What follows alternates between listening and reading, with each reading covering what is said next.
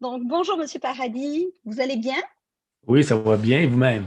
Oui, c'est parfait, je suis bien contente de vous avoir cet après-midi. Donc, on va passer quelques minutes ensemble puisque j'ai la chance de vous avoir pour une entrevue pour notre magazine Le ciel peut attendre. Oui.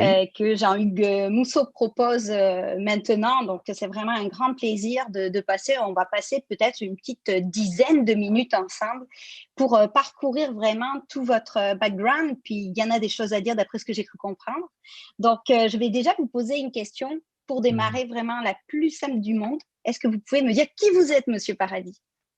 Moi, je suis une personne qui a maintenant 66 ans, qui est à la retraite depuis 8 ans maintenant, d'un autre travail où j'ai travaillé pendant 37 ans. Bon, vous me dites donc, vous êtes à la retraite. Donc là, actuellement, Oui. votre profession, c'est. Moi, je suis directeur de funérailles. Puis vous me dites, je suis à la retraite, ça veut dire que vous avez eu, avant Urgel Bourget, une autre vie, une autre carrière. C'était Oui, quoi? exactement. Mais j'ai travaillé il y a 37 ans à Poste Canada en faisant différents métiers, puis en finissant mes études universitaires. Et finalement, je suis resté là parce que j'avais plein d'opportunités pour faire plein de travail, plein de défis.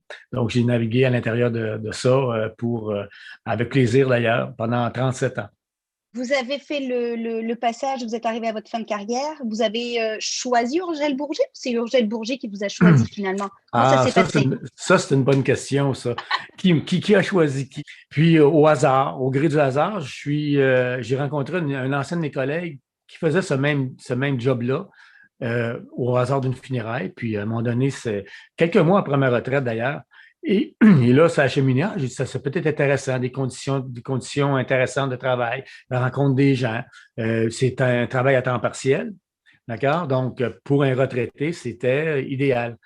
Finalement, quand j'ai envoyé ma candidature, ils m'ont demandé tout de suite si je voulais être directeur à cause du CV puis des choses que j'avais. Oui. Donc là, j'ai hésité un tout petit peu, puis j'ai dit, bon, ben, je vais essayer au moins. Et depuis ce temps-là, je suis directeur de funérailles. Tout Écoutez, c'est simple que ça. fabuleux. Moi, j'ai une question qui me, quand même, qui me traverse l'esprit. Vous voyez beaucoup de familles. Il y a Oui, différentes cultures au travers oui. des personnes que vous voyez. Mm. Justement, comment vous, aujourd'hui, vous arrivez à vous adapter par rapport aux valeurs, aux croyances des familles que vous rencontrez, justement? Il y a un mot qui se résume à ça, c'est l'ouverture d'esprit. C'est être ouvert à l'autre. Parce que c'est sûr que nous, en tout cas dans mon cas, j'ai une religion qui est traditionnelle, qui est chrétienne. Mais quand on fait, quand on va travailler avec les communautés, bien, vous avez des orthodoxes, vous avez des bouddhistes, vous avez toutes sortes de religions. Puis dans les orthodoxes, vous avez aussi des religions qui sont chrétiennes, mais pas de la même obéissance que la chrétienne catholique. Donc, il y a des chrétiennes de d'autres types. Donc, ça demande beaucoup d'ouverture d'esprit parce que il y a aussi toutes ces communautés-là ont leur propre rite. Hein? Parce Bien que sûr. la funéraille, c'est un rituel. Et ça, on apprend à découvrir ça au fur et à mesure de leur contact, naturellement en posant beaucoup de questions, en observant. Et donc, puis en respectant ces gens-là. Parce que moi, le but ultime, moi, c'est qu'une fois que la funéraille est finie, c'est que la famille soit contente de qu'est-ce qu'ils ont vécu chez nous. C'est ça. Et justement, vous avez fait beaucoup de funérailles. Est-ce que je vais vous poser une petite question un petit peu plus Mm. intime, mais on y va comme Oui. ça.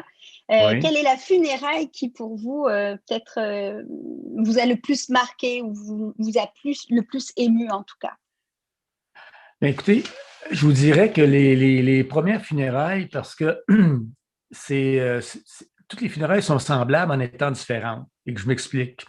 D'accord? Parce que même si on est habitué à un rite quelconque, c'est les gens avec qui on fait affaire. Donc, les familles sont différentes. Je vous dirais à quelque part, le niveau de deuil aussi est différent. On Hmm, n'a pas un deuil de quelqu'un qui est décédé subitement ou par accident, comme on a un deuil d'une personne qui est en fin de vie ou qui a 108 ans. Donc, on n'a pas ce genre de... le niveau, si vous voulez, d'émotion, OK, peut être différent. L'émotion est là, parce qu'une perte d'un être cher, peu importe l'âge, ça va rester une perte. bien sûr. Donc, à ce moment-là, je veux dire, pour répondre à votre question, il y en a plusieurs qui m'ont touché. Naturellement, au début, c'est difficile parce qu'il faut gérer ça. Il ne faut pas se laisser aussi, Je comme me directeur, doute. il faut prendre un peu de recul parce que ça soit fermer un cercueil avec les gens en face de toi qui pleurent leur âme, il faut que tu restes un petit peu serein, toi, à l'intérieur de ça. Mais l'émotion a cette faculté assez unique, c'est que ça peut vous transpercer. Et là, à ce moment-là, c'est nous à gérer ça. Les funérailles les plus difficiles pour la plupart des gens, puis que je vous l'ai dit tout à l'heure, j'étais un grand-papa, donc c'est les enfants. Les Les enfants. enfants.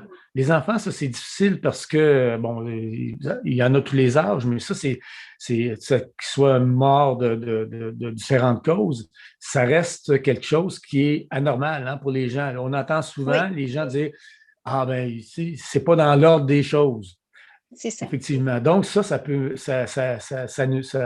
donc, ça met Ça nous l'émotion un tout petit affecte peu plus. Oui. ça met l'émotion un petit peu plus à fleur de peau, mais je vous dirais, on apprend à gérer ça.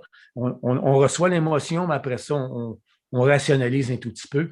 Mais il y a aussi d'autres funérailles. J'ai déjà enterré des gens qui étaient centenaires, puis que l'émotion était très palpable parce que les gens, OK, qui participent à ce rythme-là, je veux dire, sont dans leur bulle émotionnelle, puis des fois, sont à différents niveaux. Mais donc, des fois, ça transparaît chez nous aussi. Ou ça peut être la musique, parce qu'il y a beaucoup de musique lors des rituels, hein, funéraires. Il y a Oui. des chansons qui viennent nous rejoindre. La musique, un vecteur assez puissant pour véhiculer l'émotion, ça aussi. Des fois, ça peut être un mix aussi, ça peut être des discours qui vont nous émouvoir. Il y a des gens qui ont ce don-là de bien parler, des gens qui ont quitté. Et ça, des fois, des discours, je me vois encore dans une église où il y a quelqu'un qui a fait un éloge à la personne décédée, puis c'était tellement senti, tellement fabuleux. L'église au complet pleurait. Et ça, quand tu es entouré d'émotions comme ça peut venir te chercher. Ça Ou peut venir encore, compliqué à gérer.